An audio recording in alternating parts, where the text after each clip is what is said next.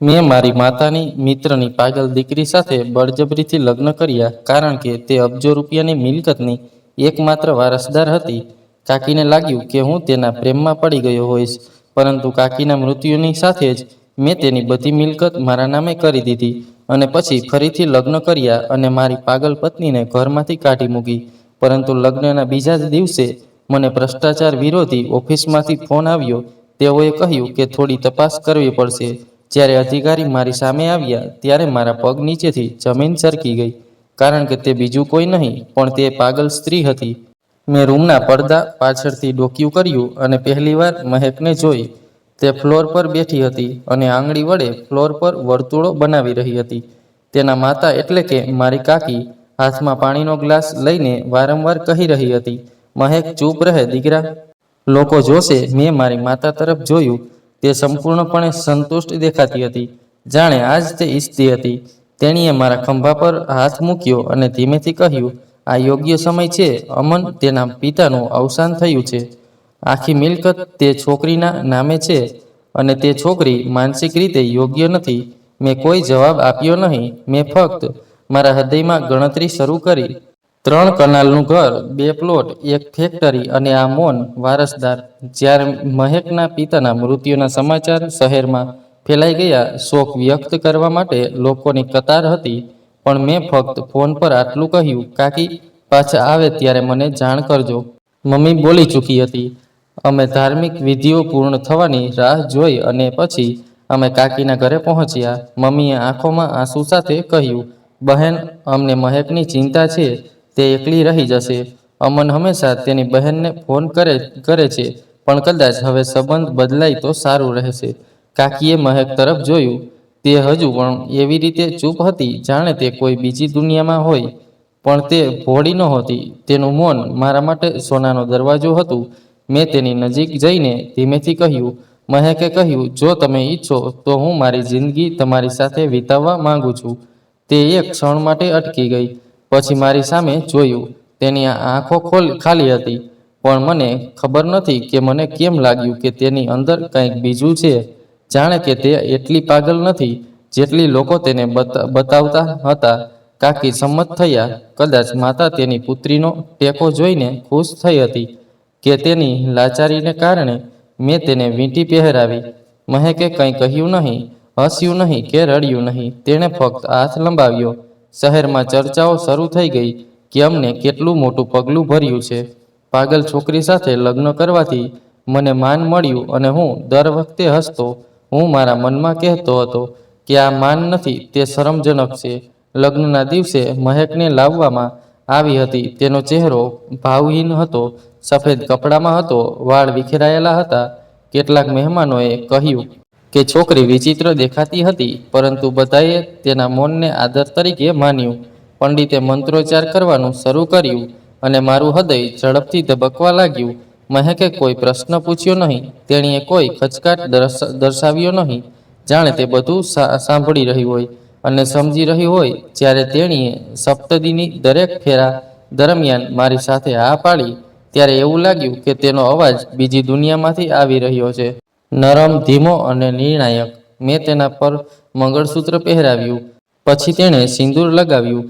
માતાની આંખોમાં ચમક હતી, જાણે બધું તેની યોજના મુજબ ચાલી રહ્યું હોય. મહેમાનો ખાવામાં વ્યસ્ત હતા. બધું પૂરું થઈ ગયું અને હું મહેકની બાજુમાં બેઠો. હવે આપણે એકબીજાના છીએ, મેં કહ્યું. તેણીએ મારી તરફ જોયું અને થોડું સ્મિત કર્યું, એટલું થોડું જાણે તે રાતનું કોઈ રહસ્ય છુપાવી રહી હોય. તેના હોઠ થોડા હલ્યા, જાણે તે કંઈ કહેવા માંગતી હોય. પછી તે ચૂપ થઈ ગઈ. તેના સ્મિતમાં એક પ્રશ્ન હતો, એક પડકાર હતી, જાણે તે પૂછી રહી હોય, શું તમે જીતી જાઓ છો કે તમે ફક્ત આ જ વિચારો છો? લગ્ન પછી અમે અલગ રિસેપ્શન રાખ્યું ન હતું. માતાએ કહ્યું કે ઘણા લોકોને આમંત્રણ ન આપો, તેમની પર ખરાબ નજર પડશે. ખરેખર એમ ઈચ્છતા હતા કે મહેક વધુ ન બોલે અને વધુ ન દેખાય. ફક્ત મિલકતને નિયંત્રણમાં રાખવા માટે તેનું નામ કાગળો પર રહેવું જોઈએ અને થોડી સહીઓ પછી તે નામ પણ ભૂંસી નાખવું જોઈએ. લગ્ન પછી મેં મહેક સાથે એક અલગ રૂમ શેર કર્યો. પહેલી રાત્રે તેણે મને કંઈ કહ્યું નહીં. તે પલંગના એક ખૂણામાં બેસીને બારી બહાર જોવા લાગી. મેં પૂછ્યું, શું તમને કંઈ જોઈએ છે? તેણીએ માથું હલાવ્યું. તું ખૂબ શાંત છે, મહેક. મૌન બધું સાંભળે છે. અમન, તેણીએ પહેલીવાર મારું નામ લીધું. હું ચોંકી ગઈ. હું બોલી શકું છું. ક્યારેક હું જે સાંભળું છું તે બોલું છું, તેણીએ ધીમેથી કહ્યું, અને પછી પલંગ પર સૂઈ ગઈ. હું મૂંઝવણમાં હતો. તેણીનું મૌન હવે મારા માટે સરળ શિકાર નથી. તેની આંખોમાં કોઈ ગાંડપણ નહોતું, પણ શાંતિ હતી. જાણે તે બધું જાણતી હોય, પણ હમણાં કંઈ ન કહેવાનું નક્કી કર્યું હોય. અને આજ મને સૌથી ભયાનક લાગ્યું, એક શાંતિ સ્ત્રી જે બોલે તો બધું બદલી શકે છે. બીજા દિવસે સવારે જ્યારે મેં પડદો હટાવ્યો, ત્યારે મેં મહેકને સૂર્યપ્રકાશમાં ઉઘાડા પગે ઊભી જોઈ. તેનું માથું આકાશ તરફ ઊંચું કર્યું, બંને હાથ પ્રાર્થનામાં ઊભા હતા. પણ કોઈ અવાજ નહોતો, ફક્ત એક ઊંડી શાંતિ. તેની હાલત જોઈને મહેમાનોમાં ફડફડાટ શરૂ થયો. કેટલાક લોકો શાંતિથી દૂર જોવા લાગ્યા અને શરમમાં મારી તરફ ઇશારો કર્યો, અને મેં કહ્યું, રૂમની અંદર ન જાવ. હું તેની પાછળ ગયો. મેં તેનો હાથ પકડીને આ કહ્યું, પણ તેણીએ થોડો વિરોધ કર્યો, જાણે તે કહી રહી હોય કે હજુ પણ કંઈક બાકી છે. મેં ગુસ્સામાં દાંત કચકચાવ્યા. હવે કોઈ નવું નાટક ન કર. હું તેને રૂમમાં લઈ ગયો અને દરવાજો બંધ કરી દીધો. આ શું હતું? બધાની સામે તારું કોઈ માન છે? મહેકે સીધી મારી આંખોમાં જોઈને કહ્યું. હું પ્રાર્થના કરી રહી હતી કે તું જે રમત રમી રહ્યો છે તે તારા પર ઉલટી ગોળીબાર કરે. જેમ મારા પિતા મૃત્યુ પામ્યા, તું પણ એ જ રીતે પીડામાં મરી જા. એકલા તેની આંખોમાં રહેલી શાંતિએ મને બેચેન કરી દીધો. મેં હસવાનો પ્રયાસ કર્યો, સામાન્ય દેખાવાનો પ્રયાસ કરતા. મેં કહ્યું, તે પાગલ છે, તે બકવાસ બોલી રહી છે. પણ અંદરથી એક અજાણ્યો ડર અંદર ઘેરાઈ ગયો હતો. બીજા દિવસે એક વિચિત્ર ઘટના બની. જ્યારે હું ઓફિસથી પાછો ફર્યો, ત્યારે નોકરાણી રડતી રડતી આવી. સાહેબ, તમારી પત્નીએ વોશિંગ મશીનમાં લોટ નાખ્યો. આખું રસોડું ગંદુ થઈ ગયું. હું ગુસ્સામાં રૂમમાં ગયો અને મહેકને સોફા પર આરામથી બેઠેલી જોઈ, જાણે કંઈ બન્યું જ ન હોય. આ શું નાટક છે? મેં જાતે જ તેને સાફ કરવાનો પ્રયાસ કર્યો હતો. કદાચ મશીન સમજી શક્યું ન હોય. તેણીએ શાંતિથી જવાબ આપ્યો. મેં જોરથી દરવાજો બંધ કર્યો. શું આ છોકરી પાગલ છે કે તે કોઈ નવું નાટક કરી રહી છે? મેં મારી જાતને પ્રશ્ન કરવા માંડ્યો. એક દિવસ હું રસોડામાં ગયો અને જોયું કે તે ગેસ પર કંઈક ઉકાળી રહી હતી. મેં પૂછ્યું, તું શું રાંધી રહી છે? તેણીએ જવાબ આપ્યો, તું યાદોને ઉકાળી રહી છે? શું તું પાગલ થઈ ગઈ છે? મેં ગુસ્સામાં વાસણ છીનવી લીધું. તે જોરથી હસવા લાગી, એક ખોખલું ડરામણું હાસ્ય. જ્યારે હું રૂમમાં પાછો ફર્યો, ત્યારે મેં જોયું કે તે કબાટમાંથી તેના કપડાં કાઢીને ફાડી રહી હતી. મેં તેનો હાથ પકડ્યો. તું શું કરી રહી છે? તેણીએ કહ્યું, આ કપડાં એ જીવનના છે જે હવે સમાપ્ત થઈ ગયું છે. શું હવે નવું જીવન છે કે નહીં? ફક્ત ચહેરો બદલાઈ ગયો છે. રમત એ જ જૂની છે. હવે તેના શબ્દો મારા માથા પરથી પસાર થવા લાગ્યા, જાણે તે કોઈ બીજી ભાષા બોલી રહી હોય. પણ કદાચ એ જ સત્ય હતું જે મારે માનવું પડ્યું. હું ઈચ્છતો ન હતો. એક બે દિવસ પછી મેં તેને આંગણામાં ચાલતી જોઈ. તેના બંને હાથ તેની પીઠ પાછળ બાંધેલા હતા અને તે તેના મોંમાં કંઈક ગણગણાટ કરી રહી હતી. જ્યારે હું તેની નજીક ગયો, ત્યારે મેં સાંભળ્યું કે તેના પગ જમીન પર હતા. તેની આંખો આકાશ તરફ હતી અને તેના હાથ બાંધેલા હતા. સમય આવે ત્યાં સુધી મેં તેને પૂછ્યું કે તું શું ભણી રહી છે? કંઈ નહીં, ફક્ત રોજિંદી તૈયારી. શેની તૈયારી? નિર્ણય લેવા માટે. માતાએ કહ્યું, અમન, આ છોકરી ખતરનાક બની શકે છે. તે તેનું ગાંડપણ નથી, પણ તેનું મૌન છે, જે વધુ ડરામણું છે. મને સારું નથી લાગતું. મેં જવાબ આપ્યો, બધું મારા નિયંત્રણમાં છે. તે કંઈ કરી શકતી નથી, પણ તેની અંદર એક ડર છે, અજાણ્યાનો ડર. મનમાં ઘેરાઈ રહ્યો હતો. મારે કાલે વકીલ પાસે જવું પડશે. બધા કાગળો તૈયાર છે. માએ કહ્યું. મેં માથું હલાવ્યું, પણ મારી નજર ફરીથી મહેક પર ગઈ, જે સોફા પર બેઠી હતી અને દિવાલ તરફ જોઈ રહી હતી. શું તેણે બધું વાંચ્યું? મેં કટાક્ષમાં પૂછ્યું. તે શું વાંચશે? જો તેને પોતાનું નામ પણ યાદ ન હોય, તો તે કાગળોમાંની વસ્તુઓ કેવી રીતે સમજશે? માએ ટોણો માર્યો અને હસ્યા. બીજા દિવસે સવારે અમે ત્રણેય કારમાં બેઠા અને વકીલની ઓફિસમાં પહોંચ્યા. મહેકે સાદો સલવાર કુર્તો પહેર્યો હતો. તેના વાળ ખુલ્લા હતા અને તેની આંખો નીચે હતી, પરંતુ તેના મૌનમાં એક વિચિત્ર વિરામ હતો. તોફાન પહેલાની શાંતિની જેમ વકીલે દસ્તાવેજો અમારી સામે મૂક્યા. આ એ જ ટ્રસ્ટ અને મિલકતના કાગળો હતા જેના પર સહી કર્યા પછી બધું તમારા પતિના નામે ટ્રાન્સફર થઈ જશે. તેણે મહેક તરફ જોયું અને કહ્યું, મેં કાગળો તેની સામે મૂક્યા છે. બસ અહીં સહી કરો, પછી બધું સરળ થઈ જશે. તેણીએ કોઈ પ્રશ્ન પૂછ્યો નહીં. તેણીએ ફક્ત પેન ઉપાડી અને એક ક્ષણ માટે રોકાઈ ગઈ. તેની નજર મારા ચહેરા પર અટકી ગઈ. મને અંદરથી કચડાઈ ગયેલું લાગ્યું, જાણે તેની આંખો મારી અંદરનું સત્ય પ્રગટ કરી રહી હોય. મારા હાથ પરસેવાથી છલકાઈ ગયા. પછી તેણીએ એક પછી એક બધા પાના પર સહી કરી. માતાની આંખોમાં ચમક આવી ગઈ. એક ચમક હતી જાણે સદીઓની ભૂખ તૃપ્ત થઈ ગઈ હોય. મેં વકીલ સાથે હાથ મિલાવ્યા અને હસતા હસતા કહ્યું, આભાર, બધું સરળતાથી થઈ ગયું. પાછા ફરતી વખતે ગાડીમાં શાંતિ હતી. મેં પાછળ બેઠેલી મહેક તરફ જોયું, જે બારીમાંથી બહાર જોઈ રહી હતી. પછી તેણે નરમ અવાજે કહ્યું, તમે જે કંઈ લીધું છે તેની કિંમત ખૂબ ઊંચી છે. કદાચ તમે ચૂકવી શકશો નહીં. એક ક્ષણ માટે એવું લાગ્યું કે ગાડીની ગતિ બંધ થઈ ગઈ છે. મેં તેની તરફ જોયું. તે હજુ પણ બહાર જોઈ રહી હતી, જાણે તેણે કંઈ કહ્યું જ ન હોય. મેં નકલી સ્મિત સાથે મમ્મીને કહ્યું, શું તમે પાગલ છો? તમે શું કહો છો? પણ હૃદયમાં એક વિચિત્ર પીડા હતી, જાણે કોઈએ રેખા દોરી હોય. મેં મારી જાતને સાંત્વના આપી. બધું પૂરું થઈ ગયું. હવે તે ફક્ત એક મૌન સ્ત્રી છે. બીજા દિવસે વકીલે ફોન કર્યો, અભિનંદન અમન સાહેબ, બધી મિલકત ટ્રાન્સફર થઈ ગઈ છે. હવે તમે સંપૂર્ણ માલિક છો. મેં માતાનો આભાર માન્યો અને કહ્યું કે હવે આપણે મુક્ત છીએ. પણ તે સમયે પણ મારા હૃદયના કોઈ ખૂણામાં તે ગીત ગુંજી રહ્યું હતું, કદાચ મને તેનું વળતર ચૂકવી શકશો નહીં. થોડા દિવસો પછી માતાએ અમનને કહ્યું કે આજે તે તેના રૂમમાં અરીસો તોડી રહી હતી. તે કહી રહી હતી કે તે તેમાં પોતાનો ચહેરો જોઈ શકે છે.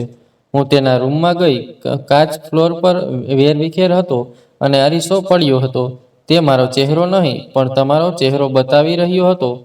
આઈ એનો હાથ પકડ્યો. હવે બંધ કરો આ બધું ગાંડપણ, બંધ કરો. આ ગાંડપણ નથી, યાદો છે. હવે તમને કંઈ યાદ નથી, પણ સમય તમને બધું યાદ કરાવે છે.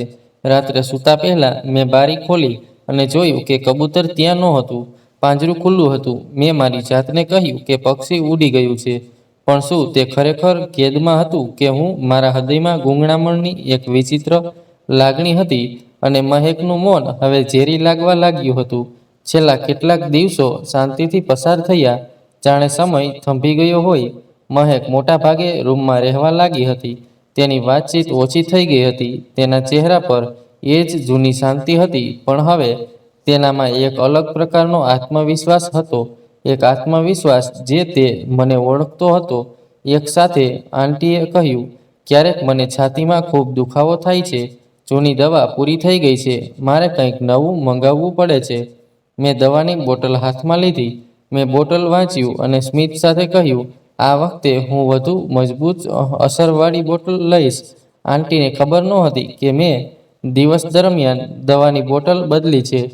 ઈરાદો સ્પષ્ટ હતો, વધુ એક પ્યાદો દૂર કરવો જોઈએ. વધુ એક અવાજ કાયમ માટે શાંત કરી દેવો જોઈએ. રાત્રે 3 વાગ્યે રૂમની બહાર કંઈક હલનચલન થઈ. અવાજો આવી રહ્યા હતા. ઝડપી શ્વાસ, કપાળ પર પરસેવો. મેં તેને ત્યાં જ દવા આપી અને દૂર ઊભી રહીને તમાશો જોતી રહી. તે જ ક્ષણે મહેક આવી. તેણે માતાનો હાથ પકડ્યો. નાળી તેણીએ તેની તરફ જોયું અને કહ્યું, માં, તને કંઈ થયું નથી. તારે ચૂપ રહેવું પડશે. સમય આવવા દો. જ્યારે આ શબ્દો તેના મોંમાંથી નીકળ્યા, ત્યારે હું રૂમના દરવાજા પાછળ ઊભેલી પથ્થર બની ગઈ. કાકીની આંખો ધીમે ધીમે બંધ થઈ રહી હતી. તેના હોઠ હલતા હતા, જાણે તે કંઈક કહેવા માંગતી હોય, પણ કોઈ અવાજ બહાર ન આવતો હોય. મહેકે તેનું માથું તેના ખોળામાં રાખ્યું અને ધીમે ધીમે તેના કપાળને વહાલ કરતી રહી. માં, હું બધું જ જાણું છું, પણ તું કંઈ બોલતી નથી. તારે હવે રોકાઈ જવું પડશે. હું દિવાલ સામે ઝૂકી ગઈ. અંદર તોફાન હતું, પણ બહાર બધું શાંત હતું. સવારે સૂર્ય ઉગ્યો ત્યારે રૂમમાંથી ચીસો સંભળાઈ. નોકરાણીએ દરવાજો ખોલ્યો. કાકીના શરીરમાં ઠંડી વધી ગઈ હતી. ઘરમાં અંધાધૂંધી છવાઈ ગઈ હતી. માતાએ છાતી કૂટવી. મેં અફસોસના થોડા શબ્દો કહ્યા અને મહેક જાણે સદીઓની ગરમી તેની આંખોમાં થીજી ગઈ હોય તેમ ચૂપ રહી. અંતિમ સંસ્કારના બાળરોગ ચિકિત્સકો પાછા ફરી રહ્યા હતા. મહેક આંગણામાં જમીન પર બેઠી હતી અને તેની તરફ આંગળી ચીંધી રહી હતી. હું તેની નજીક ગયો. તું કંઈ કેમ નથી કહેતી? જે માથું ગયું છે તે પાછું નહીં આવે, અને જે બાકી છે તેનો હિસાબ હજુ બાકી છે. તારો મતલબ શું છે? મેં પૂછ્યું. કાંઈ નહીં, બસ સમય આવવા દો. સાંજે મમ્મી મને બાજુમાં લઈ ગઈ અને કહ્યું, મને શંકા છે કે મહેક કંઈક જાણે છે. તેની આંખો બધું કહી દે છે અને જીભ બંધ છે. મેં હસીને જવાબ આપ્યો, જો તમને ખબર હોય તો સાબિતી ક્યાં છે? જ્યારે જીભ બંધ હોય છે ત્યારે સૌથી મોટો ભય હોય છે. મને કહો કે આપણે અહીં કેમ આવ્યા? મેં પાછળથી કહ્યું, યાદો બંધ થતી નથી. દરવાજા બંધ થઈ શકે છે પણ હૃદય નહીં.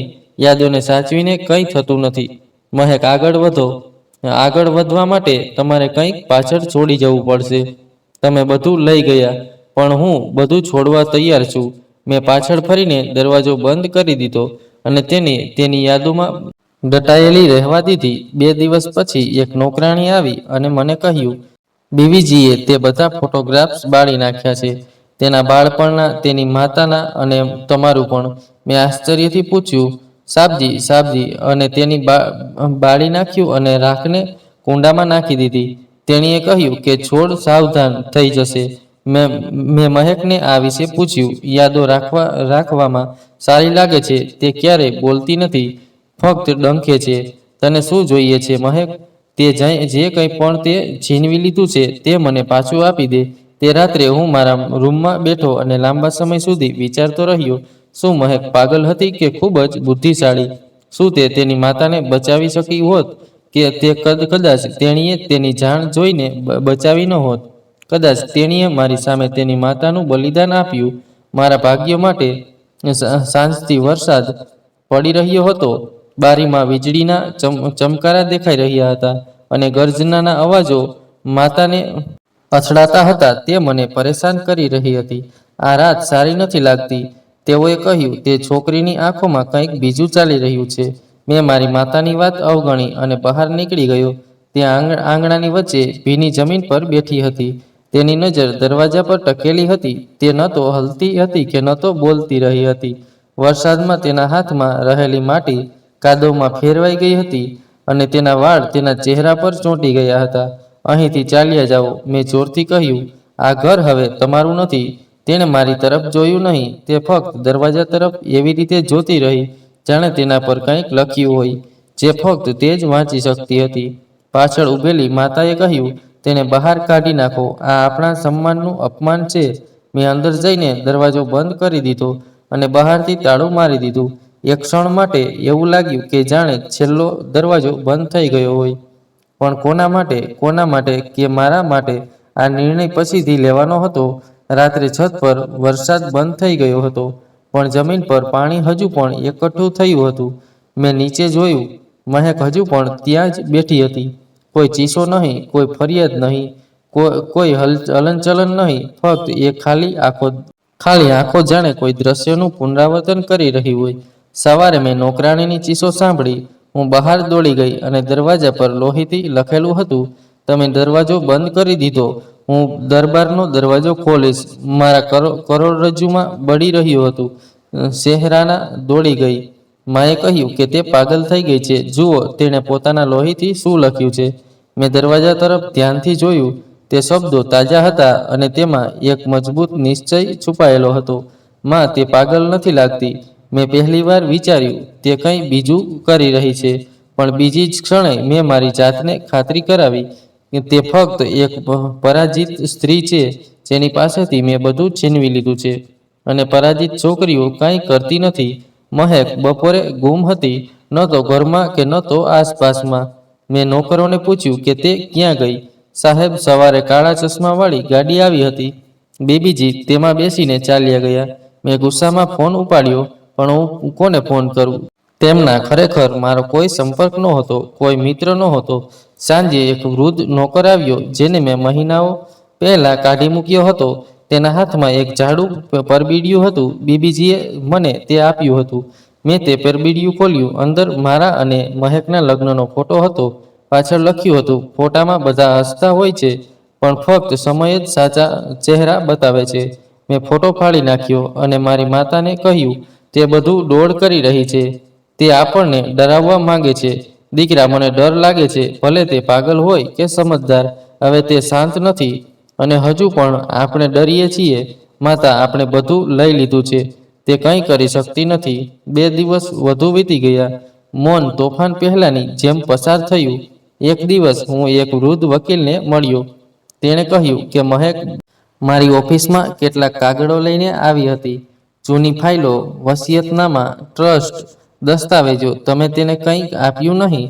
પણ તેનો પ્રશ્નો ખૂબ જ તીક્ષ્ણ હતા. એવું લાગતું હતું કે તે બધું સમજી ગઈ છે. મેં ફોન બંધ કર્યો અને પહેલીવાર મને લાગ્યું મેં દરવાજો બંધ કરી દીધો હતો, પણ તેણે બીજો કોઈ રસ્તો પસંદ કર્યો છે.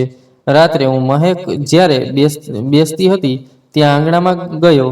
તેના ફિંગરપ્રિન્ટ્સ હજુ પણ માટીના અંકિત હતા, જાણે તે કંઈ લખેલું રહસ્ય હોય. મેં ફિંગરપ્રિન્ટ્સ પાણીથી લૂછી નાખ્યા, પણ મારા હાથમાં એક પ્રશ્ન વધતો રહ્યો. તેણે મને પૂછ્યું, જો આ કેસ કોર્ટમાં જશે તો શું થશે? કંઈ નહીં થાય. કોઈ પુરાવા નથી. બધું આપણા નામે છે. અને જો તેનું મૌન સૌથી મોટું પુરાવા હોય તો શું થશે? મેં મમ્મી તરફ જોયું. તેની આંખોમાં પણ શંકા હતી. એ જ શંકા હવે મારી અંદર પણ આકાર લઈ રહી હતી. દિવસો વીતતા ગયા અને મહેકનો કોઈ પત્તો નહોતો, પણ મારી ઊંઘ ઉડી ગઈ હતી. દરવાજા પરનો દરેક અવાજ, દરેક ફોન કોલ, દરેક પડછાયો મને તેની તરફ ખેંચી રહ્યો હતો. મને લાગ્યું કે કદાચ મેં બધું જીતી લીધું છે. પણ દરવાજાની બીજી બાજુ એક કોર્ટ બેઠી હતી, જે હવે પોતાનો ચુકાદો આપવા જઈ રહી હતી. અમીષા સાથેનો સંબંધ નક્કી થતાં જ અમ્માએ ઘરમાં હંગામો મચાવી દીધો. જૂની વાત ભૂલી જવાના પ્રયાસો શરૂ થયા. નવા પડદા લગાવવામાં આવ્યા. દિવાલો પર રંગકામ શરૂ થયું. મહેમાનોની યાદી બનાવવામાં લાગી. બધે ખુશી હતી, જાણે કંઈ બન્યું જ ન હોય, જાણે મહેકનું અસ્તિત્વ જ ન હોય. હું બધાની વચ્ચે હસતી હતી, પણ મારા મનમાં કોઈ બીજું જ ચાલી રહ્યું હતું. મહેંદીની રાત્રે આખું ઘર રોશનીથી ઝળહળી રહ્યું હતું. દરેક ખૂણો ગુલાબી અને પીળા પ્રકાશથી ઝળહળી રહ્યો હતો. અમીષાના હાથમાં મહેંદી હતી. તેના ચહેરા પર દુલ્હન જેવી શરમ હતી. સંબંધીઓ તેને અભિનંદન આપી રહ્યા હતા. ઢોલક વાગી રહ્યો હતો. ગીતો ગાઈ રહ્યા હતા. હું પણ બધાની વચ્ચે ઊભી હતી અને હસતી હતી, જાણે બધું મારા નિયંત્રણમાં હોય. મેં મા તરફ જોયું. જુઓ મા, તમે કેટલા સરસ દંપતી છો. હવે કોઈ પડછાયો બાકી નથી. માએ માથું હલાવ્યું. બધું બરાબર છે, ફક્ત બરાબર નજર તમારા પર પડવા દો. પણ કંઈ બરાબર નહોતું. એટલામાં એક પરિચિત વ્યક્તિ આંખતો અંદર આવ્યો. ડરથી ચહેરો સફેદ હતો. સાહેબ, બહાર દિવાલ પાસે કોઈ બેઠું હતું. થોડુંક જ, પણ હવે તે નથી. ફક્ત થોડી વસ્તુઓ બાકી છે. હું તરત જ બહાર દોડી ગયો. પ્રકાશ અને અવાજથી દૂર. જ્યારે હું દિવાલની બીજી બાજુ પહોંચ્યો ત્યારે ચારે બાજુ શાંતિ હતી. જમીન પર એક જૂના અરીસા સિવાય કંઈ નહોતું, તૂટેલો અને ધૂળથી ઢંકાયેલો. મેં તેને સીધો કર્યો. તેના પર લોહી લખેલું હતું, ચહેરા બદલાય છે, ભાગ્ય નહીં. મારા હાથ ધ્રુજવા લાગ્યા. હું ઘરે દોડી ગયો. મેં અરીસામાં મારો ચહેરો જોયો, પણ એ ચહેરો નહોતો જે હું મહેમાનોને બતાવી રહ્યો હતો. એ ચહેરો એ જ હતો જે મહેક જોતી હતી. એ જ ગર્વ, એ જ કપટ, એ જ ખાલીપણું. મેં એ અરીસો જમીન પર ફેંકી દીધો. કાચ તૂટી ગયો, પણ એ શબ્દોમાં લખેલા શબ્દો મારા મનમાં ગૂંજતા રહ્યા. હું ઘરની અંદર પાછો ફર્યો. માતાએ પૂછ્યું, તું ક્યાં ગયો હતો? મેં હસીને કહ્યું, કંઈ નહીં, બસ એક જ. ત્યાં એક જૂનો અરીસો પડેલો હતો. સારું થયું કે મેં તેને તોડી નાખ્યો. મારી માતાએ કહ્યું, જૂની વસ્તુઓ સત્ય બતાવે છે. મારા ચહેરા પરનું સ્મિત ગાયબ થઈ ગયું. એવું લાગતું હતું કે કોઈ ખૂણામાં છે. તે અરીસો ફક્ત મારા માટે જ રાખવામાં આવ્યો હતો. જાણે થોડી મૌન જુબાની સાંજ પડી. મહેમાનો ચાલ્યા ગયા. માતા તેના રૂમમાં ગઈ. હું ટેરેસ પર ઊભો રહ્યો. મેં નીચે જોયું. દરવાજાની બહાર કાદવમાં કોઈના ખુલ્લા પગના નિશાન હતા. વરસાદ બંધ થઈ ગયો હતો, પણ જમીન પરના તે નિશાન હજુ પણ તાજા હતા, જાણે કોઈ ત્યાંથી હમણાં જ નીકળી ગયું હોય. બીજા દિવસે સવારે મને દિવાલ પર એક કાગળ ચોંટાડેલો મળ્યો, જેના પર હાથથી લખેલું હતું, તમે મહેંદી લગાવી છે, હું નિર્ણય લખી રહી છું. તે કાગળ જોયા પછી માતાએ કહ્યું, તે ફરી પાછી આવી છે. પોલીસને જાણ કરો. મેં માથું હલાવ્યું, પણ મારા હૃદયમાં બીજો વિચાર ચાલી રહ્યો હતો. હા, તે મહેંદીની સુગંધમાં તેના શબ્દો છોડી રહ્યો હતો, જાણે તે મારા દરેક પગલાંને જાણતો હોય. મેં નોકરોને કહ્યું કે જો તેને ગઈકાલથી કંઈ અજુગતું દેખાય અથવા બહાર કોઈ દેખાય તો તરત જ મને જાણ કરે. તેણે કહ્યું, સાહેબ, ગઈકાલે રાત્રે એક બિલાડી સીડી પર બેઠી હતી. મેં તેને દૂર કરવાનો પ્રયાસ કર્યો, ત્યારે પણ તે હલતી ન હતી. એવું લાગતું હતું કે તેની આંખોમાં કોઈ માણસ રહે છે. મેં ચીડથી કહ્યું કે આ બધું ભ્રમ છે, આ મનનો ખેલ છે.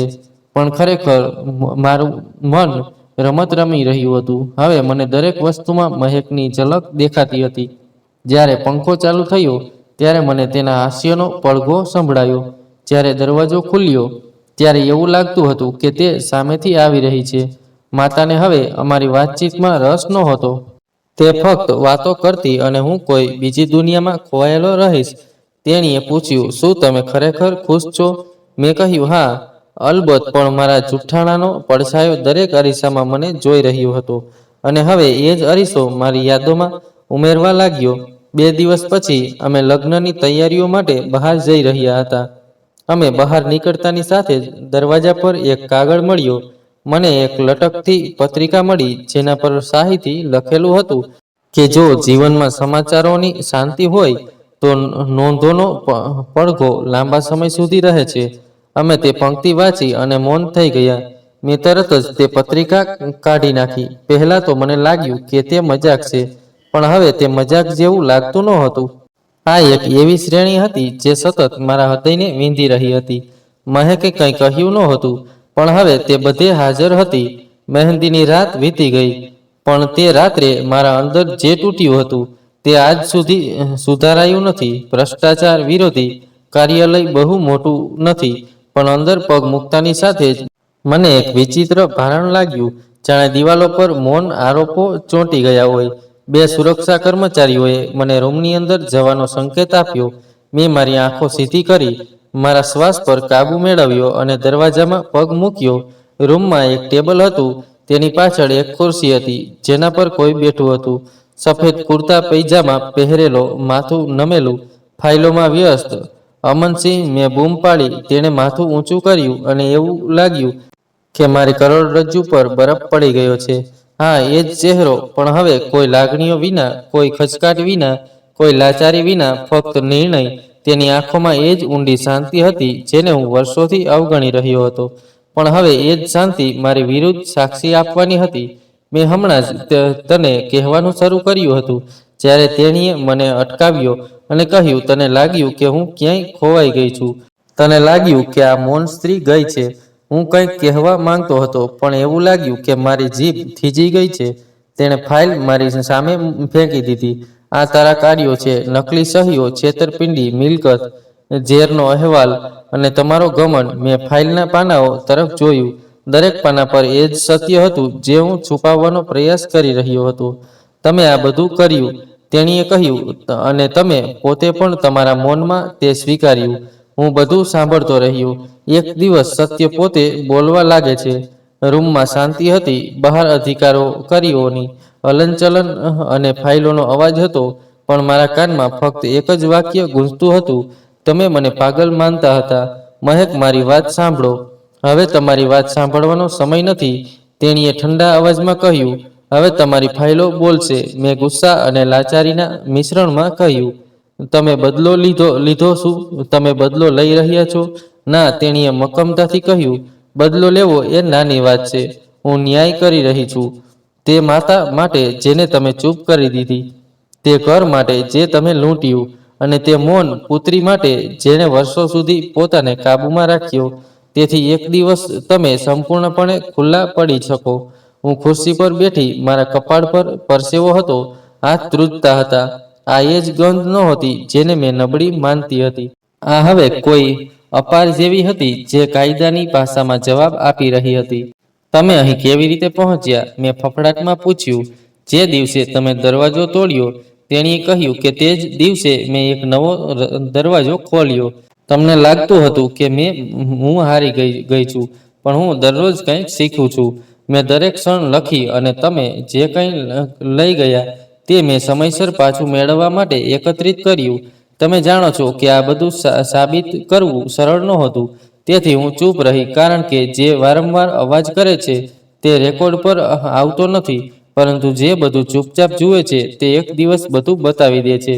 તેણે એક બટન દબાવ્યું અને એક અધિકારી રૂમમાં આવ્યો. અમનસિંહને સત્તાવાર તપાસની નોટિસ આપવી જોઈએ. આગામી સુનાવણી કોર્ટમાં થશે. હું ઊભો થયો. તો હવે તમે મારી વિરુદ્ધ કેસ દાખલ કરશો? ના, તેણે કહ્યું. સમય દ્વારા તમારી વિરુદ્ધ કેસ પહેલેથી જ દાખલ થઈ ગયો છે. હું ફક્ત વાંચી રહી છું. હું દરવાજા તરફ ગયો, પછી હું અટકી ગયો અને પાછો ફર્યો. તેના હાથમાં પેન હતી. તેના ચહેરા પર એ જ સંતોષ હતો, જાણે કોઈ અધૂરું કામ પૂર્ણ થવાનું હોય. જ્યારે હું કોર્ટમાં પહોંચ્યો ત્યારે એક ઊંડી શાંતિ હતી. દરેકની નજર મારા પર હતી, જાણે બધા મારા કંઈક કહેવાની અથવા કદાચ કંઈક સાંભળવાની રાહ જોઈ રહ્યા હોય. મહેક સાક્ષી પેટીમાં પહેલેથી જ હાજર હતી. તે કંઈ બોલ્યા વિના ત્યાં જ ઊભી રહી. તેના ચહેરા પર એ જ શાંત હાવભાવ હતો, જેવો કોઈ પોલીસ અધિકારી હતો જેણે ગુનાનો સંપૂર્ણ બ્લુપ્રિન્ટ તૈયાર કર્યો હોય. ન્યાયાધીશે તેના ચશ્મા ગોઠવ્યા, ફાઇલ ફેરવી અને હોઠ દબાવીને પ્રોડક્શન ટીમને કહ્યું, વિડીયો ચલાવો. એક ધીમો અવાજ આવ્યો, સ્વીકાર્યો. તેને ચલાવો. પછી એક તીણો અવાજ ગુંજ્યો, બીજી બધું દૂર કરો, તેને ગુસ્સે કરો. આ મારો અવાજ હતો, મારા શબ્દો અને ઈરાદાઓનો પડઘો. મારી માતાનો અવાજ આગળની લાઈનમાં જોડાયો. આ છોકરી કંઈ સમજતી નથી. ફક્ત સહી કરાવી લો, બાકીનું આપણે સંભાળી લઈશું. કોર્ટમાં મૌન છવાઈ ગયું. દરેક ચહેરા પર આશ્ચર્ય હતું. દરેક આંખ મને દોષી ઠેરવી રહી હોય તેવું લાગતું હતું. ન્યાયાધીશે મારી સામે જોયું. શું આ તમારો અવાજ અમનસિંહ છે? હું ચૂપ રહ્યો. મારું ગળું સુકાઈ ગયું હતું. મારું કપાળ પરસેવાથી ભીંજાઈ ગયું હતું અને મારી જીભ કોઈએ સીધી કરી હોય તેવું લાગતું હતું. મેં મારી આંખો નીચી કરી, જાણે જમીનમાં કોઈ જગ્યા હોય. હું એવી જગ્યા શોધી રહ્યો છું જ્યાં હું મારો ચહેરો છુપાવી શકું. ન્યાયાધીશશ્રી અમને મને ફરીથી કહ્યું. મેં હજુ પણ જવાબ આપ્યો નહીં. મારા વકીલે મારી સામે જોયું, જાણે કે તે કંઈક કહેવા માંગતા હોય. કંઈક કહો, કંઈક કહો, કંઈક ના પાડો. પણ મારી પાસે કોઈ શબ્દો બચ્યા નહોતા. શબ્દો હવે મારી વિરુદ્ધ સાક્ષી આપી રહ્યા હતા. મહેક હજુ પણ શાંતિથી ઊભી હતી. તેણીએ ફક્ત મારી સામે જોયું અને પછી મક્કમતાથી બોલી, મૌન એ સમયનો સ્વભાવ છે. જેને તમે નબળાઈ માનતા હતા તે મારી સૌથી મોટી તાકાત બની ગઈ. ન્યાયાધીશે કલમ નીચે મૂકી દીધી. તમને આ વિડીયો કેવી રીતે મળ્યો? મહેક ચૂપ રહી, પણ બધું રેકોર્ડ થતું રહ્યું. મોબાઈલ કેમેરા, શબ્દો, આંખોના ઈશારા, મેં બધું જ સાચવી રાખ્યું. કારણ કે મને ખબર હતી કે એક દિવસ સત્ય પોતે જ બોલશે. સરકારી વકીલ આગળ આવ્યા અને કહ્યું, સાહેબ, આ રેકોર્ડિંગ ફક્ત એક પુરાવો નથી, પણ તેમની માનસિકતા દર્શાવે છે. બંનેએ સાથે મળીને કાવતરું ઘડ્યું, મિલકત હડપ કરી અને માનસિક ત્રાસ આપ્યો. કોર્ટમાં બેઠેલા લોકો એકબીજા સામે જોઈ રહ્યા હતા. એક મહિલાએ ધીમેથી કહ્યું, શું આ એ જ છોકરી છે? તે પહેલી બેન્ચ પર બેઠી હતી. તેની આંખોમાં આશ્ચર્ય હતું, જાણે તે વિશ્વાસ કરી શકતી ન હતી કે જે વ્યક્તિને તે સાચી માનતી હતી તે જ જૂઠાણાનું ચાલતું મૂર્ત સ્વરૂપ બની ગઈ. મારા વકીલે ચીડમાં કહ્યું, સાહેબ, અમે અત્યારે કોઈ સ્પષ્ટતા આપી શકતા નથી, કારણ કે ન્યાયાધીશે હાથ ઊંચો કર્યો અને ચૂપ રહેવા કહ્યું. કોર્ટે જે સાંભળવા માંગ્યું તે સાંભળ્યું છે. પહેલીવાર મેં મહેક તરફ સંપૂર્ણ રીતે જોયું. તે ન તો ભાંગી પડી હતી કે ન તો તે બદલાની ભાવનામાં ડૂબી ગઈ હતી. તે એક સ્ત્રી જેવી દેખાતી હતી, જેણે ફક્ત સમયની રાહ જોઈ અને સમય પોતે જ ન્યાય કરી ગયો. કોર્ટ બરત થઈ ગઈ. લોકો બહાર જવા લાગ્યા. હું મારી જગ્યાએથી ખસ્યો નહીં. પાછળની સીટ પરથી અવાજ આવ્યો, જુઓ, સત્ય ક્યારેય છુપાય નહીં. એક યુક્તિએ કહ્યું, અમનસિંહ માનતા હતા કે તેઓ કાયદાથી ઉપર છે, પરંતુ આજે તે જ કાયદાઓ તેમને પૃથ્વી પર ઉતારી દીધા છે. મારી હૃદય અને કંઈક તોડવા, ચીસો પાડવા અથવા ઓછામાં ઓછું ભાગી જવાનું મન થયું, પણ હું મારા પોતાના અવાજમાં પાંજરામાં ફસાઈ ગયો હતો. જ્યારે હું બહાર આવ્યો ત્યારે મીડિયા વાહનો, રિપોર્ટરોના માઇક્રોફોન અને ફ્લેશિંગ કેમેરાઓએ મારું સ્વાગત કર્યું. અમનસિંહ, તમારે શું કહેવું છે? શું તમે માનો છો કે કોર્ટે તમારા પર મહેકને માનસિક રીતે અસ્વસ્થ બનાવવાનું કાવતરું ઘડવાનો આરોપ લગાવ્યો છે? મેં કોઈ જવાબ આપ્યો નહીં. હું ફક્ત આગળ વધતો રહ્યો. દરેક કેમેરા મારા ચહેરો કેદ કરી રહ્યો હતો. દરેક માઇક મારા જવાબની રાહ જોઈ રહ્યો હતો. દરેક આંખો મારી સામે જોઈ રહી હતી. હું કારમાં બેઠો અને બારી નીચે કરી હું બહાર ઊભો રહ્યો. હાથમાં એક પોસ્ટર હતું, મૌન પણ સાક્ષી આપે છે. તેની તરફ જોયું. મેં દરવાજો બંધ કરી દીધો.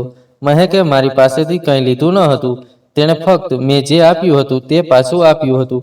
કાવતરું, મૌન અને રાહ જોવી. તે દિવસે કોર્ટનું વાતાવરણ અલગ હતું. હોલમાં સામાન્ય કરતાં વધુ ભીડ હતી. કેમેરાના ઝબકારા, પત્રકારો હલનચલન, વકીલોના કાનાફૂસાણા એ સંકેત આપી રહ્યા હતા કે આજે કંઈક મોટું થવાનું છે. હું સાક્ષીઓની યાદી જોઈ રહ્યો હતો. ત્યારે કોર્ટનો દરવાજો ખુલ્યો અને એક મહિલા અંદર પ્રવેશતી જોવા મળી. મારા પગ નીચેથી જમીન સરકી ગઈ. તે સફેદ ડ્રેસમાં હતી. તેના વાળ વધેલા હતા. તેના હાથમાં સાદી બાંધેલી ડાયરી હતી. તે સામાન્ય દેખાતી હતી, પણ તેના પગલામાં એક દ્રઢ નિશ્ચય હતો. તે સીધી થઈને ન્યાયાધીશની સામે ઊભી રહી. સાહેબ, હું એક નવી જુબાની આપવા માંગુ છું. ન્યાયાધીશે માથું ઊંચું કર્યું. તમે કોણ છો? હું અમનસિંહની પત્ની હતી. કોર્ટમાં હંગામો થયો. મેં મારું ગળું સાફ કર્યું. મેં વકીલ તરફ જોયું, પણ તે પણ કંઈ સમજી શક્યો નહીં. ન્યાયાધીશે કહ્યું, તમારી પાસે શું પુરાવા છે? તેણે કોર્ટમાં ડાયરી રજૂ કરી અને કહ્યું, આ મહેકની ડાયરી છે, જેમાં તેણીએ દરેક દિવસની વિગતો લખી છે. ક્યારે શું થયું, કોણે શું કહ્યું, કયું કાવતરું રચાયું, કોણ સહભાગી હતું અને તેની સાથે શું થયું. ફરિયાદીએ કહ્યું, તેણીએ ડાયરી લીધી અને તેને ઉલટાવી. પાના પીળા હતા, પણ લખાણ ઝેર નહીં, પણ પુરાવા જેવું હતું. મેં આ ડાયરી અમારા લગ્નના થોડા સમય પછી મહેકના રૂમમાં એક જૂની તિરાડમાંથી કાઢી હતી. અમીશે કહ્યું, મેં ત્યારે તેને ગંભીરતાથી લીધી ન હતી, પરંતુ જ્યારે કોર્ટમાં વિડીયો ચલાવવામાં આવ્યો ત્યારે ચહેરાઓ ખુલી ગયા અને મેં અમનને તે શબ્દો બોલતા સાંભળ્યા. પછી મને સમજાયું કે મેં ભૂતકાળ જેને માન્યું હતું તે ખરેખર ગુનો હતો. હું ઊભો થયો. અમિત, તું પાગલ થઈ ગયો છે? ના અમન, હું હવે સંપૂર્ણપણે ભાનમાં છું. હું તમારી પત્ની હતી, પણ હવે હું તમારા ગુનાઓની સાક્ષી છું. ન્યાયાધીશ એ સંકેત આપ્યો, વાંચી સંભળાવો. શું લખ્યું છે? અમે ડાયરી ખોલી અને વાંચવાનું શરૂ કર્યું. 25 નવેમ્બર, આજે માતાની દવા બદલાઈ ગઈ. અમને કહ્યું, હવે આ બોજનો અંત લાવવો પડશે. હું ચૂપ રહ્યો. માતાની આંખોમાં પ્રશ્નો હતા.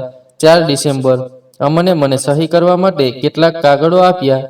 તેણે કહ્યું, આ બધું તમારા પક્ષમાં છે. મેં સહી કરી, પણ તેના ચહેરા પરનું સ્મિત મારા હૃદયને વીંધી ગયું. 10 અમીશની વીંટી આવી. દરવાજા પર લોહીથી લખેલા સંદેશ હતો, કદાચ સમય આવી ગયો છે. દરબારમાં એક વિચિત્ર ઉત્તેજના ફેલાઈ ગઈ હતી. દરેક શબ્દ, દરેક વાક્ય મારા હૃદયમાં તીર જેવું વાગ્યું હતું. એ વાત આત્માને વીંધી રહી હતી. અમે ડાયરી બંધ કરી અને મારી તરફ જોયું. અમન તે બધું જ પોતાના માટે લઈ લીધું, પૈસા, સંબંધો અને સત્ય, પણ તે પોતાને ખોખલો કરી દીધો. અને હવે હું તારાથી ડરતી નથી. ન્યાયાધીશે ખુરશી પર બેસતા કહ્યું, આ ડાયરી પુરાવા તરીકે સ્વીકારવામાં આવે છે. તેમાં નોંધાયેલી ઘટનાઓની પુષ્ટિ અન્ય સાક્ષીઓ દ્વારા કરવામાં આવશે. મહેક હજુ પણ શાંતિથી બેઠી હતી. તેણીએ કોઈ પ્રતિક્રિયા આપી નહીં. તેણીએ કોઈ લાગણી દર્શાવી નહીં. તેણીએ ફક્ત આંખો બંધ કરી, જાણે તે તેના શ્વાસ ગણી રહી હોય. અને તેણીને ખાતરી હતી કે નિર્ણય તેના પક્ષમાં આવશે, કારણ કે હવે ગુનેગાર પોતે સાક્ષી બની ગયો હતો. મેં વકીલને ફટાફટથી કહ્યું, આ ડાયરી જૂઠાણું છે. તે ચકાસી શકાતું નથી. પરંતુ તેણે કહ્યું કે તેમાં જે લખ્યું છે તે અન્ય જુબાનીઓ અને વિડીયો સાથે મેળ ખાય છે. અને સૌથી અગત્યનું, તે તમારી પત્ની દ્વારા પોતે રજૂ કરવામાં આવ્યું છે. મને એવું લાગ્યું કે જાણે બધી દિવાલો એક પછી એક પડી રહી છે. માં કોર્ટની બહાર હતી અને અમીષા હવે મારી સામે ઊભી હતી. મહેક કંઈ બોલી રહી ન હતી, પરંતુ તેનું સત્ય બધે પડઘાતું હતું. કોર્ટ મુલતવી રાખવામાં આવી. હું પાછો ફર્યો. અમીષા ગઈ હતી. મેં મહેક તરફ જોયું. તે હજુ પણ ત્યાં જ હતી. તે પણ પોતાની જગ્યાએ બેઠી હતી. તેનો ચહેરો પણ ત્યાં એ જ જૂની શાંતિ હતી, જાણે કે તેને પહેલેથી જ ખબર હતી કે ગુનેગાર પોતાને ખુલ્લા પાડશે. અને હવે એક ક્ષણ આવી ગઈ હતી. એક ક્ષણ માટે મને દરેક સંબંધ ખાલી લાગ્યો. પત્ની, માતા, પ્રતિષ્ઠા, અધિકારો બધું જ મારી પાસેથી છીનવાઈ ગયું હતું. હવે ફક્ત એક જ નિર્ણય બાકી હતો. તે દિવસે કોર્ટનું વાતાવરણ શાંત હતું, પણ અંદરથી ગૂંગળામણની લાગણી હતી. બધા જાણતા હતા કે આજે કંઈક એવું થવાનું છે જે વર્ષો સુધી યાદ રહેશે. વકીલો પોતાની ફાઇલો પેક કરી રહ્યા હતા. રિપોર્ટરોએ કેમેરા સ્ટેન્ડ પર લગાવી દીધા હતા, અને મારી આંખો મહેકને શોધી રહી હતી. તે ધીમે ધીમે કોર્ટમાં પ્રવેશી. તેના હાથ આંસુઓથી ભરાઈ ગયા હતા. એક જૂની ધૂળ ભરેલી ફાઇલ હતી. તે ન્યાયાધીશની સામે જ ઊભી રહી. મારા ભગવાન, હું એક વધારાનો પુરાવો રજૂ કરવા માંગુ છું. આ મારા પિતાનું વાસ્તવિક અને ગુપ્ત વસિયતનામા છે, જે તેમણે તેમના મૃત્યુના 2 અઠવાડિયા પહેલા તૈયાર કર્યું હતું. ન્યાયાધીશ તેની ફાઇલ માટે ઈશારો કર્યો. તમને આ ફાઇલ ક્યાંથી મળી? મારા પિતાએ તેને તેમના જૂના મિત્ર, નિવૃત્ત ન્યાયાધીશ વિવેકજી પાસે કસ્ટડીમાં રાખ્યું હતું. તેમના મૃત્યુ પછી તેમના પુત્રએ મને આ ફાઇલ મોકલી. કોર્ટમાં ઘણો હોબાળો થયો. મારા વકીલ આગળ આવ્યા. મહારાજ, અમે આ ફાઇલની કાનૂની માન્યતા પર પ્રશ્ન ઉઠાવીએ છીએ. આ ફક્ત એક દાવો છે. ન્યાયાધીશે હાથ ઊંચો કરીને તેને અટકાવ્યો. પહેલા સામગ્રી વાંચવામાં આવશે. ફાઇલ ખોલવામાં આવી અને ન્યાયાધીશ પોતે વાંચવાનું શરૂ કર્યું. કોર્ટમાં સંપૂર્ણ શાંતિ હતી. હું, જયંત ત્રિપાઠી, મારી સંપૂર્ણ સમજણ અને સમજણ સાથે આ વસિયતનામા લખી રહ્યો છું. મારી બધી જંગમ અને સ્થાવર મિલકત, ફેક્ટરી, બેંક ખાતા અને જમીન મહેક વેલફેર ટ્રસ્ટના નામે નોંધાયેલ હશે. મારી પુત્રી મહેક ત્રિપાઠીના નામે નહીં. મારી પુત્રી તેની એકમાત્ર વાલી હશે, અને ટ્રસ્ટની સંમતિ વિના કોઈ પણ દસ્તાવેજ અમાન્ય ગણવામાં આવશે. ન્યાયાધીશે માથું ઊંચું કર્યું. આ દસ્તાવેજ ટ્રસ્ટ નોંધણી સત્તામંડળનો છે. ફરિયાદીએ પૂછ્યું, અમન, આ પુરાવા શું સ્પષ્ટ નથી કરતા? સિંહ દ્વારા રજૂ કરાયેલા નિવેદનો અને પુરાવા નકલી અને સંપૂર્ણપણે બનાવટી હતા. તે ગેરકાયદેસર હતા. હું અવાચક હતો. મારી માતાએ મારો હાથ પકડીને સ્મિત સાથે કહ્યું, કંઈક કહો, કંઈક કરો. મેં વકીલ તરફ જોયું. તેની આંખોમાં પણ હાર દેખાઈ રહી હતી. હવે કંઈ બચ્યું નહોતું. અમન, તે તારાથી 2 ડગલા આગળ હતી. ન્યાયાધીશ સીધા ખુરશી પર બેઠા, હથોડી ઉપાડી અને ચુકાદો સંભળાવવાનું શરૂ કર્યું. કોર્ટે બધા સાક્ષીઓ, વિડીયો, પુરાવા અને વ્યક્તિગત આરોપોને ધ્યાનમાં લેતા અમનસિંહને દોષિત ઠેરવ્યા, અને તેની માતા છેતરપિંડી, બનાવટી અને હત્યા જેવી ગંભીર ગુનાઓમાં દોષિત છે. કોર્ટે તેને આજીવન કેદની સજા ફટકારી. કોર્ટમાં ધીમો અવાજ સંભળાયો. માતાનું શરીર ધ્રુજવા લાગ્યું અને તે જમીન પર પડી ગઈ. મેં તેને પકડવાનો પ્રયાસ કર્યો, પણ મારા હાથ ધ્રુજતા હતા. ન્યાયાધીશે આગળ કહ્યું કે બધી સંપત્તિ મહેક વેલફેર ટ્રસ્ટને સોંપવામાં આવશે, અને તેના હેઠળ મહેક માટે ખાસ સુવિધાઓ સુનિશ્ચિત કરવામાં આવશે. મહેક ચૂપચાપ ઊભી રહી. તેના ચહેરા પર કોઈ સ્મિત નહોતું કે વિજયનો ગર્વ નહોતો. એવું લાગતું હતું કે આ નિર્ણયથી તેને કંઈ મળ્યું નથી. તેને ફક્ત તે જ મળ્યું જે તેણે ગુમાવ્યું હતું. એક પોલીસકર્મીએ મારા હાથ પર હળવેથી હાથ મૂક્યો. ચાલો હવે, સમય થઈ ગયો છે. પહેલીવાર મેં જમીન પરથી મારી આંખો ઊંચી કરી મહેક તરફ જોયું. તે આ બધું પહેલેથી જ નક્કી કરી લીધું હતું. તેણીએ માથું હલાવ્યું નહીં. તેણીએ ફક્ત એટલું જ કહ્યું, મેં ફક્ત તે જ બચાવ્યું જે મારું હતું. જે તમે છીનવી લીધું તે તને ડૂબી ગયું. હું કંઈક કહેવા માંગતી હતી, પણ શબ્દો મને છોડી ગયા. જ્યારે મને હાથકડી પહેરાવવામાં આવી, ત્યારે કોર્ટનું સંપૂર્ણ ધ્યાન મારા પર હતું, જેને હું વિજય માનું છું. આજે તે મારી સામે સત્ય તરીકે ઊભી હતી. અવાજ વિના, બદલાની ભાવના વિના. પોલીસ મને ફક્ત સત્ય સાથે લઈ જઈ રહી હતી. દરવાજામાંથી બહાર નીકળતી વખતે મેં પાછળ જોયું. મહેક હવે તેની ખુરશી પર બેઠી હતી. તેની આંખો બંધ હતી, જાણે વર્ષોનો બોજ હટી ગયો હોય, અને તેણે પહેલીવાર રાહતનો શ્વાસ લીધો હોય. અને કદાચ મારા જીવનમાં પહેલીવાર હું સંપૂર્ણપણે શાંત થઈ ગયો હતો. તે જેલની કોટડીમાં દિવસ અને રાત વચ્ચે કોઈ ફરક નહોતો. એવું લાગતું હતું કે સમય દિવાલોમાં દફનાવવામાં આવ્યો હતો. ક્યારેક દરવાજા પાછળથી એક આછો પ્રકાશ આવતો અને પછી એ દ્રશ્ય અદ્રશ્ય થઈ જતો. માતા અને હું બંને અલગ અલગ ખૂણામાં બેસતા, એક બીજાથી દૂર પણ આપણી પોતાની યાદોમાં કેદ. શરૂઆતમાં માતા ચૂપ રહેતી, પછી ધીમે ધીમે તે બોલવા લાગી. પહેલા મારા તરફથી, પછી દિવાલો તરફથી, પછી કદાચ કોઈના તરફથી. એવા અસ્તિત્વમાંથી જે ફક્ત તેના મનમાં હતું. તે કહેતી કે મહેક પાણી માંગે છે, તેને પાણી આપો. તે રાતના અંધારામાં ચીસો પાડતી અને હું માથું નમાવીને સાંભળતો રહેતો. એક દિવસ મેં કહ્યું, માં, મહેક હવે નથી.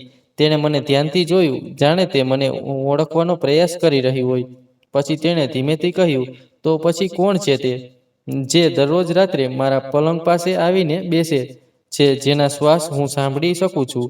મેં કોઈ જવાબ ન આપ્યો. કદાચ તે સમયે માં અને હું બંને જાણતા હતા કે તે જે પણ છે તે અમારી સાથે છે, અને કદાચ તે કલ્પનાની કલ્પના નહીં, પણ વાસ્તવિકતા કરતાં વધુ વાસ્તવિક હતી. થોડા દિવસો પછી માએ ખાવા પીવાનું બંધ કરી દીધું. તે એક ખૂણામાં બેસતી અને જેલના પથ્થરના ફ્લોર પર હાથ ઘસતી અને કહેતી, આ એ જ ફ્લોર છે જ્યાં મહેકે એકવાર પગ મૂક્યો હતો. જુઓ, તેની મહેંદી અહીં પડી ગઈ હતી. એક દિવસ મેં જેલરને પૂછ્યું, શું માને મનોચિકિત્સક પાસે લઈ જઈ શકાય? તેણે હસતા હસતા કહ્યું, હવે બધું જ છીનવાઈ ગયું છે. બહુ મોડું થઈ ગયું છે, સાહેબ. હવે તે સારવાર તરફ નહીં, પણ અંત તરફ આગળ વધી રહી છે. હું પાછો આવ્યો અને મા સામે બેઠો. તેની આંખો ખાલી હતી, જાણે અંદર કંઈ બચ્યું ન હોય. મેં કહ્યું, માં, તમે ઠીક છો? હું લાંબા સમય સુધી તેની સામે જોતો રહ્યો. પછી ધીમે ધીમે તેણે કહ્યું, માં, તમે ઠીક છો? તેણીએ કહ્યું, હું ઠીક છું. મહેકની માતાની તબિયત સારી નથી. તે વારંવાર મારા સપનામાં આવે છે અને કહે છે, તમે મને બચાવી નહીં. મેં મારી જાતને પાછળ ધકેલી દીધી. હું દિવાલ સાથે ઝૂકી ગયો અને મારી આંખો બંધ કરી, અને મારા મનમાં ફરી એક પ્રશ્ન ગુંજ્યો, જો મહેક બધું જાણતી હતી, તો તેણે તેની માતાને કેમ ન બચાવી? આ પ્રશ્ન મારા લોહીમાં ઊંડે સુધી ગયો. મેં દરેક ખૂણાથી વિચાર્યું, શું તે સમયને રોકી શકે? શું તે બધું હોવા છતાં ચૂપ રહી, ફક્ત કોઈ મોટા હેતુ માટે? પછી એક રાત્રે જ્યારે હું જાગ્યો, ત્યારે મેં મારી માતાને આંગળીથી દિવાલ પર કંઈક લખતી જોઈ. હું નજીક ગયો અને જ્યારે મેં તે વાંચ્યું, ત્યારે લખ્યું હતું કે તે પાગલ છે, હું નહીં. મેં તેનો હાથ પકડીને કહ્યું કે રોકો માતા, હવે બંધ કરો. તે રડી પડી. હું તેને ક્યારેય સમજી શક્યો નહીં. મને લાગ્યું કે તે શાંત, નબળી છે, પરંતુ તેણે બધું જાણતા હોવા છતાં શાંત રહીને પોતાનું બલિદાન આપ્યું. મેં માતાને પૂછ્યું, તો શું તેણે તમારું પણ બલિદાન આપ્યું? માતાએ મારી તરફ જોયું. તેની આંખોમાં કંઈક એવું હતું જે મેં પહેલાં ક્યારેય જોયું ન હતું. મહેક માટે પોતાની જાત અને સત્ય પર શરમ આવે છે. હા, તેણે બલિદાન આપ્યું, તેનું અને મારું પણ, કારણ કે ન્યાય અધૂરો નથી. અમન, જો તું જેલમાં જાય અને હું બચી જાઉં, તો તે ન્યાય નહીં હોય, તે ફક્ત દયા હશે. અને મહેકે દયા નહીં, પણ ન્યાય માંગ્યો હતો. હું દિવાલ સામે બેઠો હતો. મારી આંખોમાં આંસુ નહોતા, પણ મારા હૃદયમાં એટલો બોજ હતો કે તે આંખોમાંથી વહી શકતો ન હતો. માતાની હાલત દિવસે ને દિવસે બગડતી જતી હતી. તે પોતાની જાત સાથે વાત કરતી, તે મહેકને ફોન કરતી, તેની માફી માંગતી. એક દિવસ તેણે તેના હાથ ચુંબન કરતી વખતે કહ્યું, આ એ જ હાથ છે જેનાથી મેં ઝેરની બોટલ પકડી હતી, ખરું ને? મેં જેલરને કહ્યું, તેમને એક અલગ ઓરડો આપો. જેલરે કહ્યું, ના, તમારે આ બધું જોવું પડશે. આ પણ સજાનો એક ભાગ છે. અને કદાચ તે સાચો હતો. માતાનો ચહેરો હવે દિવસે ને દિવસે સુકાઈ રહ્યો હતો.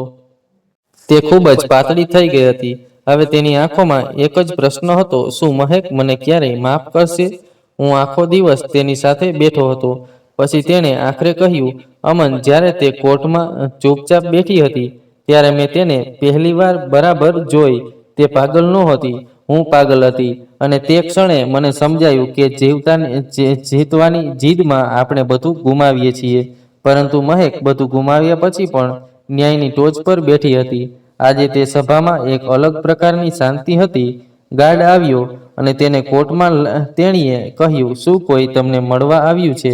મેં આશ્ચર્યથી માથું ઊંચું કર્યું, જાણે વર્ષો વીતી ગયા હોય. હવે મારા માટે દરવાજો ખુલવાનો અર્થ ફક્ત શોધ હતો, મુલાકાત નહીં. દરવાજો ખુલ્યો. અને તે અંદર આવી. મહેક તે ધીમે ધીમે ચાલીને મારી સામે બેઠી. એ જ ચહેરો, એ જ આંખો, પણ હવે તેમની પાસે પહેલા જેવી કોમળતા નહોતી. હવે આ આંખો વિજય જેવી હતી, પણ ગર્વથી ખાલી, શાંત અને સંપૂર્ણ. તું અહીં છે? મેં કહ્યું, હા. તેણીએ કહ્યું. અવાજ ધીમો પડી ગયો. એક કામ બાકી હતું, હું તેને પૂર્ણ કરવા આવી છું. મેં ધીમેથી પૂછ્યું, શું તું મને માફ કરી શકે છે? તે હળવું સ્મિત કર્યું, થાકેલું પણ સ્પષ્ટ સ્મિત. હું અમનને માફ કરવા નથી આવી. હું એ કહેવા આવી છું કે ન્યાય ક્યારેય સસ્તો નથી હોતો. માતાનો ચહેરો મારી આંખો સામે ચમક્યો. એ શાંત રાતો જ્યારે મેં દિવાલો સાથે વાત કરતા હતા. માતાનું વાંકું વળેલું શરીર, તૂટેલી આંખો, દરેક વસ્તુની કિંમત હતી. મહેકે ધીમેથી કહ્યું, તને સજા કરાવવા માટે મારે મારી માતા ગુમાવવી પડી. મારા સત્યને જીવંત રાખવા માટે મારે મારી નબળાઈઓને દફનાવવી પડી. હું ચૂપચાપ બેઠો રહ્યો અને તે એવી રીતે બોલતી રહી કે જાણે દરેક વાક્ય મારી કબરની ફરતે દિવાલ બનાવતો પથ્થર હોય. તું જીતી રહી અને હું ચૂપ રહ્યો.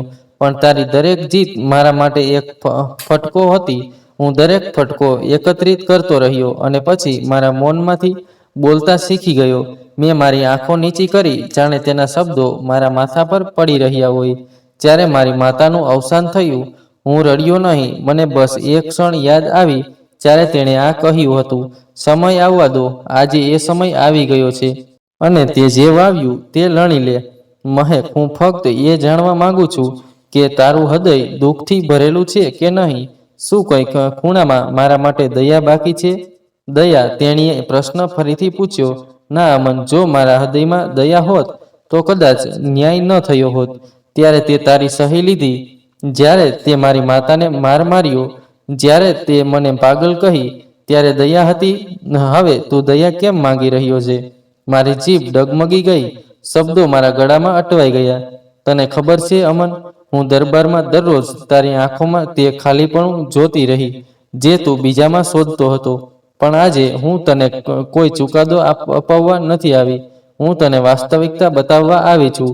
મેં તેની તરફ જોયું. તે હજુ પણ એ જ છોકરી હતી, પણ તેના ચહેરા પર એક સુંદરતા હતી જે મોટી લડાઈ જીત્યા પછી જ મળી શકે છે.